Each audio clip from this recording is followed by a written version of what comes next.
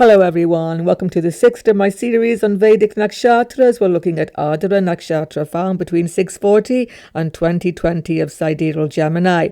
What is the meaning of this nakshatra as you find it in your chart? But first of all, let's look at the actual importance of the nakshatras and how to use them in your horoscope. If you're new to my channel, don't forget to sub below. The video is good for you. Give it a thumbs up. Let's go. First of all, everyone, what exactly are the nakshatras? Why are they so important in astrology, and when and where do we use them? Put simply, the nakshatras are the night sky, or the stars in the night sky, the constellations we see in our galaxy. They're actually linking us to the higher lokas and bringing our karmas down in a mystical way through the nakshatra into the rasi, into our life. Parashara has written, God has decorated the heavens with constellations like pearls on a dark steed. The light of the sun hides them in the day, and all knowledge of them is divined in the darkness of the night. The word nakshatra actually means protecting the night from destruction. What is being protected from destruction? Our minds. Because these nakshatras are moon ruled. Because the moon is the lord of the night sky, and only in the night sky do we see these constellations. In the same way, sun is the lord of the daytime, lord of the day, and he rules the sun signs, of course, the rasis or zodiac signs. And both the moon and the sun are working together in this way. Nakshatra and rasi, zodiac signs, working together, we have real astrology. Don't forget, the stars are the basis of astrology. The rasis or zodiac signs come from the nakshatras, not the other way around. In fact, they can never be separated. Nakshatra must always fit in with the rasi exactly. With the sidereal zodiac, this is always happening. If they are in any way separated, true prediction, true astrology is not possible. Let me illustrate this for you. Here's an illustration, everybody. Kara Pandit Sanjay Rath of the 27 Nakshatra scheme. It shows us perfectly how they map mathematically together with the rasis. On the outside are the 27 Nakshatras, and every pada mathematically and perfectly linked with the sidereal zodiac on the inside. And more importantly, there are actually 3 portions to the nakshatra scheme. Can you see 3 equal divisions that are occurring at each Gandanta break? Gandanta is where water sign meets fire sign. Cancer, Leo, Scorpio, Sagittarius, Pisces, Aries in the sidereal zodiac. And these Gandanta dangerous crossings, danger points, switch points, affect all of our karmas. And this break, this threefold division of this nakshatra mandala is very important because it is relevant to our lives. First is the early childhood and adulthood portion of our lives. Second section is our middle adulthood. And third, late or old age. And you map these in your own chart, starting with your birth nakshatra, the moon nakshatra. More than that, you can even make exact predictions of every single nakshatra and meaning in your life from your Janma Nakshatra. So many predictions can be made. I will definitely make some future videos bringing these up for you. Right now, let's start with the basics. Let's understand the 27 nakshatras in this series, and most importantly, the ones that you should be looking out for in your birth chart. So which nakshatras matter in your chart? Well, I've just shown you every single nakshatra, whether a planet is there or not, can be used to make predictions. But definitely, wherever there are grahas, including Rahu Ketu, those nakshatras are important for you. But still, let's cut it down to the bare basics, everybody. I would say there are 4 important positions in regard to nakshatra that you definitely need to study and to understand. First and foremost is the moon or Janma. Janma means birth nakshatra. This is most important. Now, the moon is the mother, and the moon Janma Nakshatra actually relates us genetically to our mother's biological line. Some of that psychological and biological karma coming down is actually shown in this nakshatra. And secondly, moon is society. So moon Janma Nakshatra shows us how we get on with other people, how we move in society. So much of our outer experiences in life can be seen from this Janma Nakshatra. And many fundamental personality traits can be seen from the moon Janma Nakshatra, definitely. Not from the Lagna so much, not from ascendant, ruler, ascendant, all of that. No, it's the moon, it's the mind, it's the Janma Nakshatra. Don't forget, personality changes all the time. As you get older, you'll see it clearly. Personality develops through life, changes just like the moon. So study your Lagna or Ascendant Nakshatra. This will show you how you integrate yourself with society as a physical body. What do you look like? How do you dress yourself? How do you present yourself to other people as a physical being? And how intelligent are you? Or more importantly, actually, what do you do with your intelligence? How do you make decisions? And very important, do not delegate understanding of the sun, of Surya or Ravi Nakshatra. This is so important. How do you maintain vitality? So much to do with health, actually. Lagna and Nakshatra, some way to do with health, but sun, very much so. And how do you maintain dharmic action, righteous action, and spiritual development also linked with the sun nakshatra? And definitely understand your Atmakarika Nakshatra. This is so important. Atmakarika means the highest degree planet in your chart. This contains a whole heap of karma that will bring very difficult circumstances into your life. Lord of this Nakshatra, Lord of this Atmakarika Nakshatra will help you actually to deal with these karmas. Important to understand, most definitely. By the way, if you're not sure what is your highest degree planet, check at the bottom of my description box. There's a website there where you can bring up your birth chart with the Atmakarika listed, and indeed all of the nakshatras in your chart. So Ardra Nakshatra then, the Lord is Rahu, the north node of the moon. The symbol is the jewel or the teardrop, and the deity is Rudra. The color is green. The purpose is kama or material enjoyment. Direction is west, and the body part, the eyes. The teardrop, which is just like a jewel, is the symbol for Ardra Nakshatra. Actually, Ardra means green, moist, just like a tear. Now, tears are shed both in happiness and in sorrow. Don't forget that. So there is this dichotomy, this duality, which is inherent in Ardra Nakshatra. And the tear is also symbolized as a jewel because there is something precious, something highly sacred in these extremities of emotion. There is a cleansing taking place. So it is fitting that it is Rudra, the most destructive form of Lord Shiva, who actually brings to an end the whole material cosmos with his energy that should represent this nakshatra. Rudra, the absolute personification of anger, ending, destruction, the storm god, the howler. What a magnificent representation of everything that brings things to an end. But ultimately, when things end, they begin afresh. And in the beginning of creation, Rudra represents the actual first tears ever shed. So this is a very magnificent illustration of the extremes, beginning, endings. And Rudra is duality. He has male and female forms. So certainly wherever Ardra is in your chart, there is potential for destruction. There is anger, there is dissatisfaction.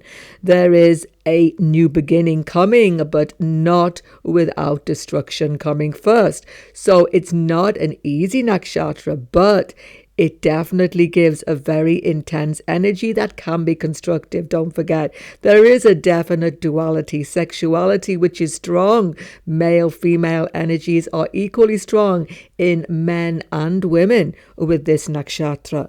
And the planetary ruler is Rahu, those unmet desires which are behind all of our birth. He gives final result for any planetary placement in your chart in Ardra Nakshatra. So check his position most carefully. Now, don't forget, Rahu means strong unmet desires that you've come here to fulfill, drawing you into very karmic situations. So wherever Ardra is in your chart, irrespective of any grahas being there or not, that area of your life is in some respect being eclipsed because Rahu is the eclipsing factor.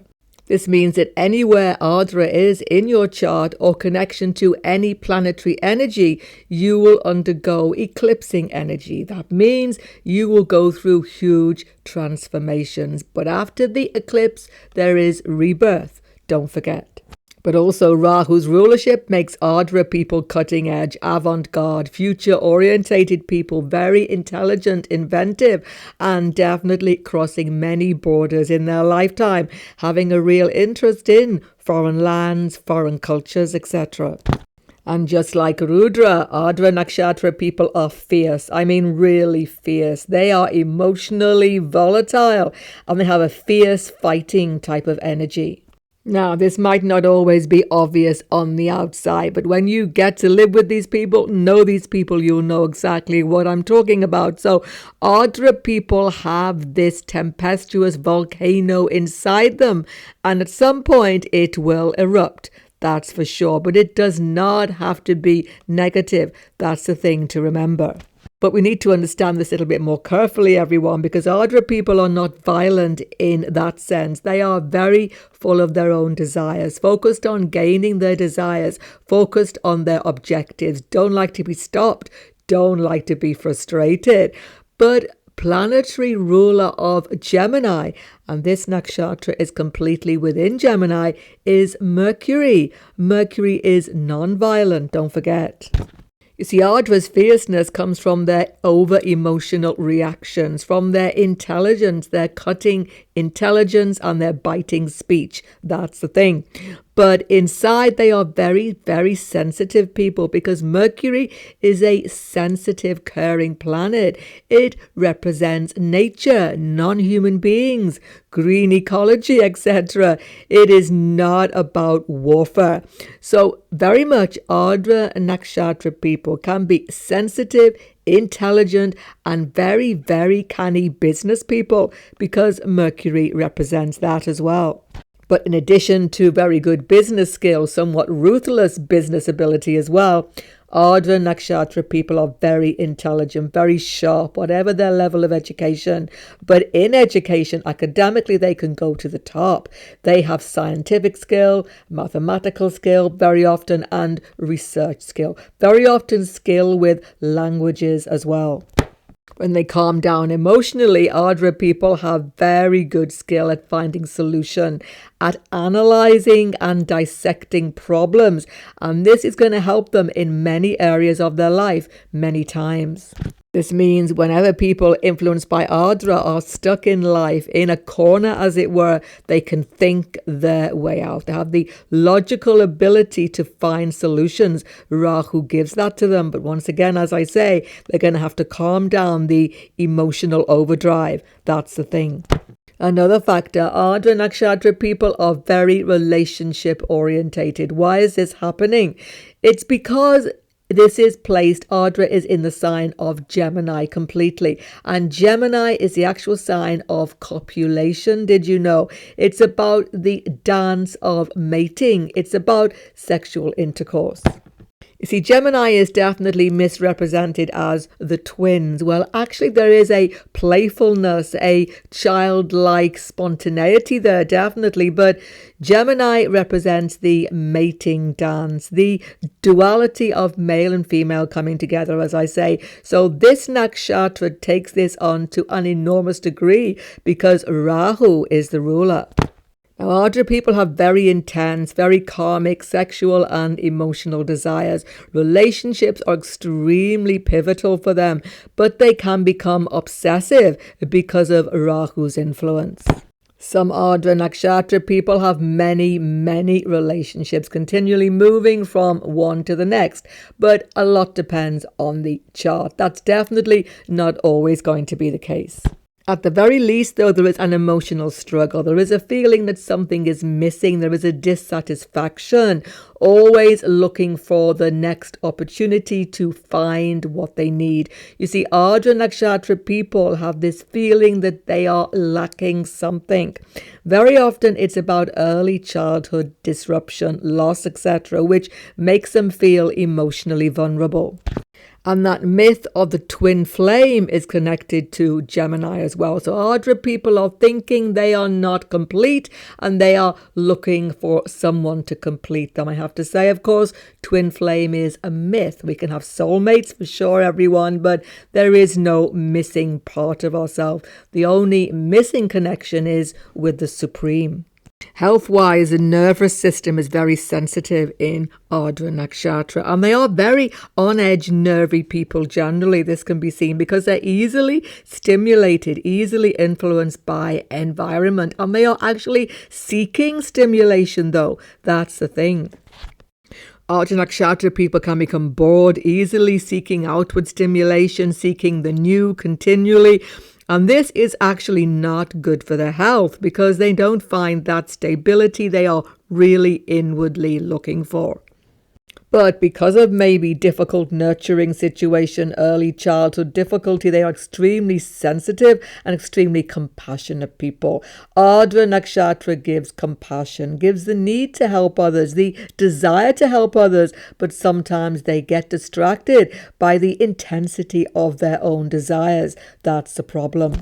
And in particular, by the way, they bond with non-humans. Dogs actually are linked to Ardra Nakshatra, but all non-human beings, all animals. Why? Because Rahu represents them. Good Rahu karmas come from becoming vegetarian, becoming compassionate, caring to non-humans. And Mercury represents wildlife as well. So connecting to nature, connecting to animals, non-human beings, caring for them is positive and very, very good for this nakshatra. One other big factor, though, is the real drive to be different, to go against the social norms, to be even antisocial, somewhat loners at times, occasionally. Nothing wrong with having some time alone. Definitely that's a spiritual requirement. But sometimes Ardra people cut themselves off completely, and that can be difficult. Generally, though, they will not do that, but they will be a little bit antisocial time to time. They will not be wanting to conform to the norms of their society. In some way, they will rebel. The Ardra people are very individualistic, very much wanting to stand aside from social norms. In some way, they will be rebels. This is generally seen. If not that extreme, they will seek to be different. They will set themselves aside from their own milieu, from their own culture even occasionally as well. And this is where it's really important that Ardra Nakshatra people choose good friends, good company to be around. They can feel deeply misunderstood otherwise. That's the thing. There can be addictive behavior as well. Food addiction, drink, drug addiction, all of these things. Trying to calm down this intense, nervous energy and this general feeling of dissatisfaction. It's very important then that Ardra Nakshatra people keep themselves connected, keep themselves stimulated with happy, motivated people. Don't let themselves be brought down into a negative situation because they have much to give when they are well situated. Now, if you have the ascendant here, you're looking for something in life. You're searching outside of the borders. Rahu is taking you in a completely new direction in this incarnation. Now, the Lagna is intelligence. You can have a lot of intelligence. Very, very clever, very resourceful people have Ardra Nakshatra rising. You can make good decisions if it is well aspected by positive grahas. Entrepreneurs, business people, anybody who is self-motivated does very well when they have Ardra rising. You can be a very sociable person as well, because Ardra is opposite to the 7th house, but it can disrupt relationships. Ardra rising, you're always seeking somebody new, always seeking something new anyway, and there can be a lot of dissatisfaction in your relationships. You can sometimes change life direction overnight, completely destroying everything in your path. You have to try to be a little more gentle about things. That's the clue. If the sun is here, your self-belief, sense of integrity goes through many ups and downs. Sometimes you are grounded in yourself, sure of yourself. Sometimes you don't know what you're doing, where you're going. You become restless and continually dissatisfied. You are seeking philosophical religious understanding, though. Seeking so much, you are going from this philosophy to that philosophy, one religion, another religious system. You can be very, very changeable, but you are supremely analytical as well. And this doesn't help you to have that deep inner satisfaction of your faith. That's the thing. Very often the deepest understanding, deepest wisdoms, however, come to you from outside of your own cultural background. Now, the moon in Ardra can become tempestuous, unsettled, dissatisfied, and generally have a very up and down experience of life. See, Moon and Mercury have a difficult, inharmonious relationship. Moon can be compassionate towards Mercury, his son, as he is seen, but actually Mercury feels abandoned by the moon. So basically, this is a difficult emotional factor affecting early nurturing and sometimes even relationship with the mother. Moon in Ardra, people can burn their bridges sometimes, but they have definite stormy emotions, great intensity of feeling highs and lows, happiness and distress coming back to back all the time. This can impact relationships definitely. But the moon needs to give. The moon is a compassionate factor, and being in Ardra, that compassion, as I've just explained, is definitely coming out. So giving to others, caring for others, putting others before self gives a more inner feeling of happiness when you have the moon in Ardra Nakshatra. Now, when the highest degree planet Atmakarika is here, your desires are extremely strong. You have strong desires which you are determined to fulfill. You will put in hard work, effort again and again, but again and again, frustration, obstacles come up in many areas of your life. But don't forget, Rahu is smoke and illusion. Very often when you do attain what you've struggled so hard for, you will very often see it is not exactly what you expected it to be. But this is true for all Ardra Nakshatra people, whatever planet placement you actually have in this nakshatra, because that is the nature of these Rahu karmas. So yes, the storms will come. You will certainly burn your bridges in life. Many ups and downs will be there for everybody with this Ardra Nakshatra. But don't forget, the tear is a jewel, and the jewel is your compassion. It is your giving nature, your compassion, your sympathy, your sensitivity that will give you the greatest joys and happiness in life. Hope the video was instructive to you. Look forward to your comments. Don't forget to sub below if you're new. Goodbye for now, and God bless everyone.